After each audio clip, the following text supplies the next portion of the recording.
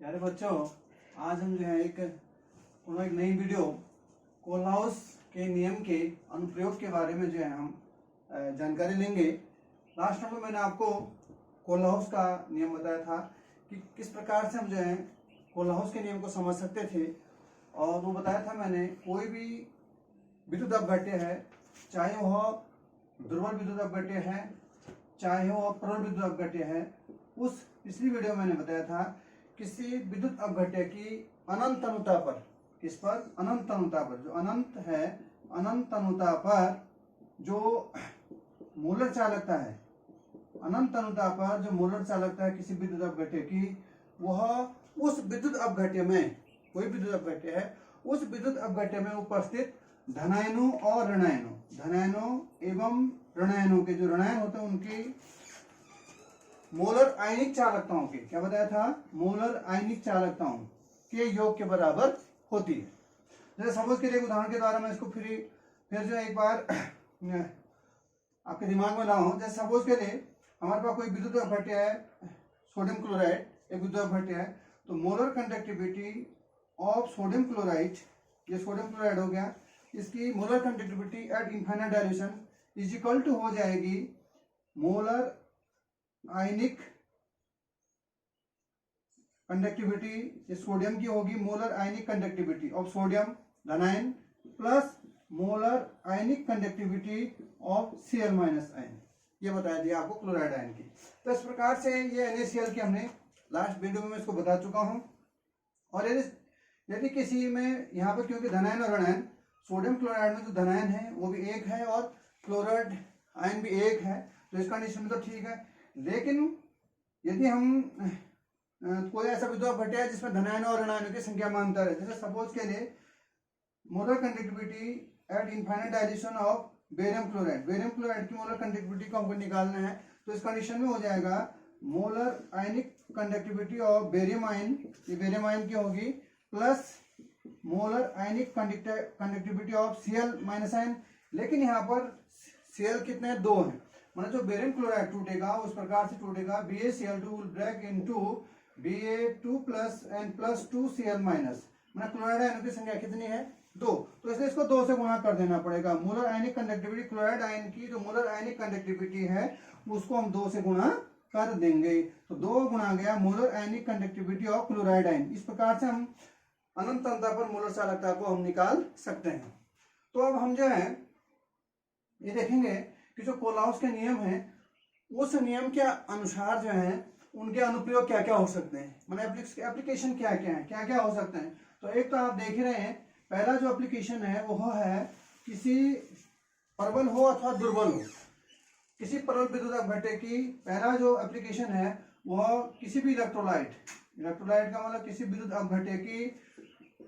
अनंत अनुता पर molar conductivity at infinite dilution, या अनंत अनुता पर मोलर कंडक्टिविटी की गणना, उसकी हम गणना कर सकते हैं। जैसे मैंने आपको यहाँ पर एक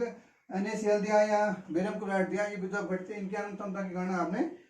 कर ली थी। उसी प्रकार से यदि हम सपोज के लिए मोलर कंडक्टिविटी ऑफ कोई दुर्बल विद्युत अपघट्य जैसे एस्टिक एसिड है,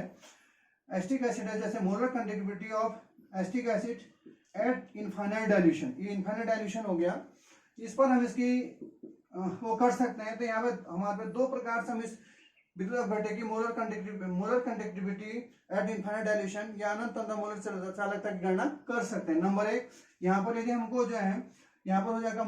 molar ionic conductivity of acetate ion CH3CO minus ion, ये हो गया, क्योंकि जो एस्टिक एसिड टूटता है वो हो जाएगा CH3COH, ये होता है, ये टूट जाता है आपका CH3CO minus plus H plus ion, कहने का ये एसीटेट आयन बन गया, ये आपका हाइड्रोजन आयन बन गया। तो वो तो तब है जब एसीटेट आयन की molar ionic conductivity plus molar ionic conductivity of H plus ion, यदि इनके मान हमको पता हो, वैल्यूज हमको पता हो, तो हम एसिटिक एसिड की मोलर आयनिक कंडक्टिविटी की गणना कर सकते हैं। या इसको दूसरे रूप में भी कर सकते हैं, यदि हमारे पास दुर्बल विद्युत अपघट्य है, कोई एसिटिक एसिड है, दुर्बल विद्युत अपघट्य और प्रबल विद्युत अपघट्यों की सहायता से, यहाँ पर तो मैंने जो बताया वो इसलिए बताया कि यहाँ पे एसिटेट आयन और हाइड्रोजन आयन की हमको मोलर आयनिक कंडक्टिविटी की वैल्यूज पता हो, तो हम एसिटिक एसिड की क्या कर सकते हैं, अनंत अंतर मोलर चालकता की गणना कर सकते हैं। ये तो तब है। लेकिन यदि हमारे पास कोई स्ट्रॉन्ग इलेक्ट्रोलाइट का मतलब प्रबल विद्युत अपघट्य हो, जैसे प्रबल विद्युत अपघट्य होते हैं, जैसे आपका हो गया जैसे NaCl हो गया, CH3CONa सोडियम एसिटेट, ये सोडियम हो गया, ये एसिटेट हो गया, CH3CONa और HCl, ये तीनों के तीन हमारे यहाँ पर प्रबल विद्युत अपघट्य हैं। These all are strong electrolyte, ये सभी के हमारे पास स्ट्रॉन्ग इलेक्ट्रोलाइट है या प्रबल विद्युत अपघट्य है। ये ना प्रबल विद्युत अपघट्यों की सहायता से भी हम क्या कर सकते हैं एसिटिक एसिड या किसी दुर्बल विद्युत अपघट्य की अनंत अंतर पर मोलर चालकता या मोलर कंडक्टिविटी या इनफाइनाइट डायल्यूशन की गणना कर सकते हैं। जैसे यहाँ पर सपोज के लिए मुझे एसिटिक एसिड की वो करना है, तो मैं यहाँ पे लिख सकता हूँ molar conductivity of infinite dilution of acetic acid is equal to हो जाएगा, यहाँ पर हो जाएगा मोलर आयनिक कंडक्टिविटी ऑफ, या यहाँ पे सीधा हम ये भी कह सकते हैं मोलर कंडक्टिविटी दी है, क्योंकि आयंस के रूप में नहीं लिख रहा हूं मैं फुल लिख दे रहा हूँ। एक तो आयंस के रूप में लिखूंगा, तो आयंस के रूप में मोलर आयनिक कंडक्टिविटी हो जाएगी, या जैसे मेरे पास NaCl है तो मैं ऐसा भी लिख सकता हूँ कि मोलर कंडक्टिविटी ऑफ, यहाँ पर हो जाएगा, क्योंकि हम जानते हैं जो एसिटिक एसिड है जैसे CH3CONa सोडियम एसिटेट, और यदि HCl की रिएक्शन करा दी जाए तो ये एसिटिक एसिड बना देंगे, यहाँ से NaCl निकल जाएगा और ये बना देगा आपका CH3COH प्लस हो जाएगा आपका NaCl। कहने का मतलब है यदि हम सोडियम एसिटेट और हाइड्रोक्लोरिक एसिड की मोलर कंडक्टिविटीज को हम जोड़ देते हैं तो एसिटिक एसिड की मोलर कंडक्टिविटी निकल जाएगी, लेकिन इसमें Na और Cl भी प्लस है, इसे NaCl की मोलर कंडक्टिविटीज को हमको घटाना पड़ेगा। तो इसलिए हम लिख सकते हैं molar conductivity of acetic acid at infinite dilution is equal to molar conductivity at infinite dilution of CH3COONa sodium acetate की प्लस मोलर, क्योंकि आयनों के रूप में नहीं लिख रहा हूं मैं यहाँ पे, मैं पूरा ही लिख दे रहा हूं, तो मोलर आयनिक कंडक्टिविटी ऑफ किसकी हो जाएगी प्लस HCl, ये HCl की हो जाएगी, इसको दोनों को सम कर दिया तो ये निकल के आपका एसिटिक एसिड, एंड माइनस ये माइनस हो जाएगा आपका molar conductivity at infinite dilution of क्या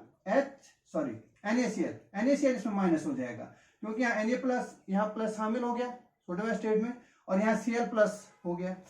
तो Na और CH3COH ये तो ठीक हो गया, ये हमारे लिए चाहिए, और Na और Cl माइनस है तो मोलर कंडक्टिविटी ऑफ NaCl ये माइनस हो गया।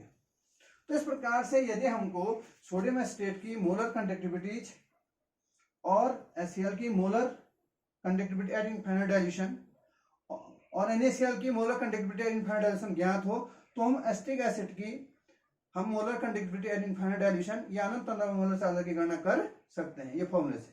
तो हम ये हमको नोन है तो हम इस फॉर्मूले से भी कर सकते हैं। तो पहला था ये किसी प्रबल विद्युत अपघट्य अथवा किसी दुर्बल विद्युत अपघट्य की अनंत अंतराल मोलर चालकता की गणना हम कर सकते हैं। नंबर दूसरा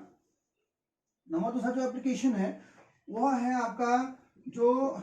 वियोजन की मात्रा, किसी जो विद्युत अपघट्य है, कोई भी विद्युत अपघट्य है, वैसे मोस्टली दुर्बल विद्युत अपघट्यों की मोस्टली हम यहाँ पे बात करते हैं क्योंकि दुर्बल विद्युत अपघट्य में ज्यादा लागू होता है। तो दुर्बल विद्युत अपघट्य की वियोजन की मात्रा या इसको कहते हैं अपघटन की मात्रा, अपघटन अथवा वियोजन की मात्रा की गणना भी हम कर सकते हैं। तो यहाँ पर हम वियोजन की मात्रा अल्फा इज इक्वल टू हम दे सकते हैं molar conductivity of at any concentration upon molar conductivity at infinite dilution. यदि हमको किसी विद्युत अपघट्य की या किसी दुर्बल विद्युत अपघट्य वीक इलेक्ट्रोलाइट विद्युत अपघट्य की मोलर कंडक्टिविटी किसी सांद्रता पर ज्ञात हो और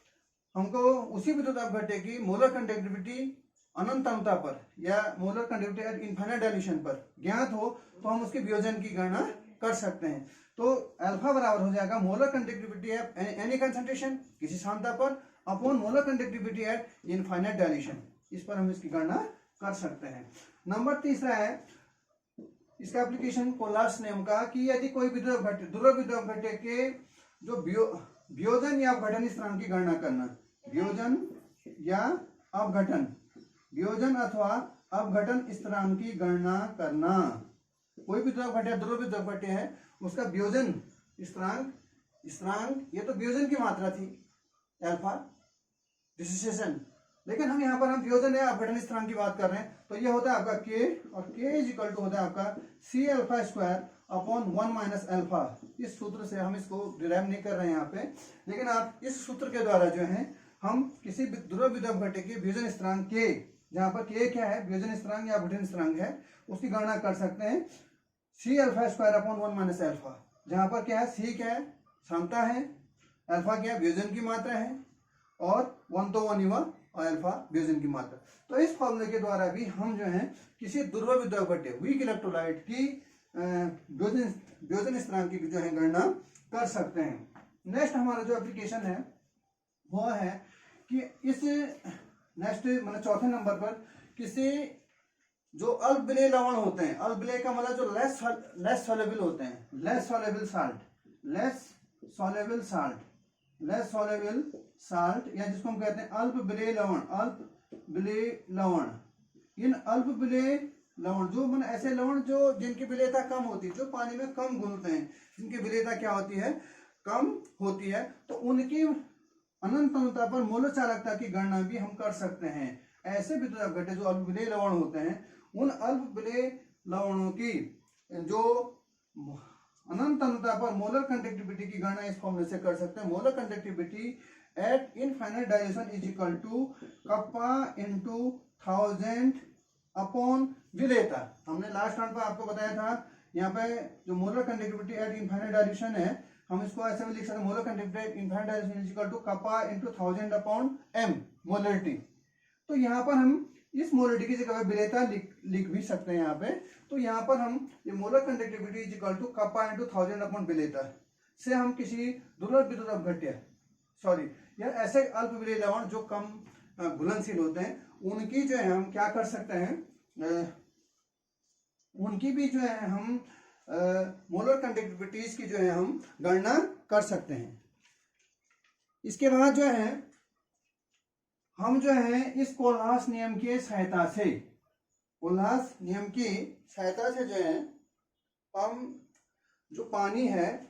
वाटर, उस पानी के विलेयता गुणनफल आयनिक प्रोडक्ट ऑफ वाटर जिसको हम कहते हैं पानी के विलेयता गुणनफल, पानी के विलेयता गुणनफल या इसको हम कहते हैं सॉल्युबिलिटी आयनिक प्रोडक्ट पानी के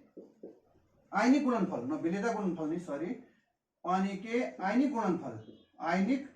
गुणनफल या आयनिक प्रोडक्ट ऑफ वाटर, जिसको KW या K ओमेगा कह लेते हैं, की गणना हम कर सकते हैं। तो इसी फॉर्मूले के द्वारा जो है हम जानते हैं, हमने molar conductivity at infinite dilution is equal to होता है कप्पा इंटू 1000 इंटू एम, ये फॉर्मूला हो गया।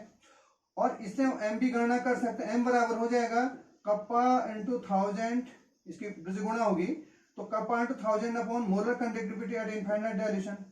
यदि हमको जो है पानी की मोलरिटी निकालनी है तो हम इस फॉर्मूले से निकाल सकते हैं, molarity is equal to kappa, ये स्पेसिफिक कंडक्टिविटी या इसकी क्या होगी विशिष्ट चालकता, एक गिवन होगी 1000 अपॉन मोलर कंडक्टिविटी। हम मोलर कंडक्टिविटी ऑफ वाटर कैसे निकालेंगे, यहाँ पे मोलर कंडक्टिविटी ऑफ वाटर ये निकालेंगे H और OH, मतलब molar conductivity of H2O, molar conductivity at infinite dilation of H2O, इसको हम कंसीडर कर सकते हैं molar ionic conductivity of H plus and molar ionic conductivity of OH minus N। इस फॉर्मूले के द्वारा हम जो है पानी की molar conductivity at infinite dilation या अनंत अंतः को मोलर चालकता की गणना कर सकते हैं। H की और OH की हमको ज्ञात होनी चाहिए। तो इस फॉर्मूले के द्वारा यदि हम यहाँ पर जो है पानी की मोलर कंडक्टिविटी को इस फॉर्मूले के द्वारा ज्ञात कर लें और कप्पा हमको पानी का गिवन है पता हो, तो यहाँ पर हम इसकी m की गणना कर सकते हैं। और एक्सपेरिमेंटली ये देखा गया कि जो m की वैल्यू आती है यहाँ पे एक्सपेरिमेंटली ये देखा गया that is the 1.01 into 10 to the power -7, ये एक्सपेरिमेंटली इसकी वैल्यू आती है। और यदि हमको m की वैल्यू आ गई तो आप जानते हैं K ओमेगा या KW ionic product of water is equal to it is the product of, ये आपका होता है KW इज इक्वल टू होता है आपका H और OH की कंसंट्रेशन का गुणनफल, ये होता है आपका KW। अब यहाँ पर हमने इसको ये जो मोलरिटी होती है वो H और OH के बराबर होती है या विलेयता उसी के बराबर है, तो हम यहाँ पर इसकी गणना कर सकते हैं 1.01 into 10 to the power minus 7 into 1.01 into 10 to the minus 7 इसकी गणना कर सकते हैं और बराबर नाम इसको 1.02 into 10 to the power minus 14 ये हम इसकी KW की गणना कर सकते हैं यदि हमारे पास क्या हो HIN OHIN और ये जो मोलर कंडक्टिविटी ऑफ H2O की गणना हम यदि करें तो हम जो है मोलर कंडक्टिविटी ऑफ वाटर की गणना भी हम कर सकते हैं इस फॉर्मूले के द्वारा या आयनिक गुणनफल की गणना कर सकते हैं। तो इस प्रकार से ये थे हमारे कोलॉस नियम के अनुप्रयोग। तो ये यहाँ पर जो है ये टॉपिक मेरा यहाँ पे समाप्त हो गया है। अब मैं इसी में दूसरी वीडियो टाइम देखता हूँ मैं कितना हो रहा है टाइम प्लीज टाइम कर जाओ 15 की बनाते रोक देता हूँ फिर हाँ इसको टाइम दूसरी वीडियो बनाते हैं फिर जो है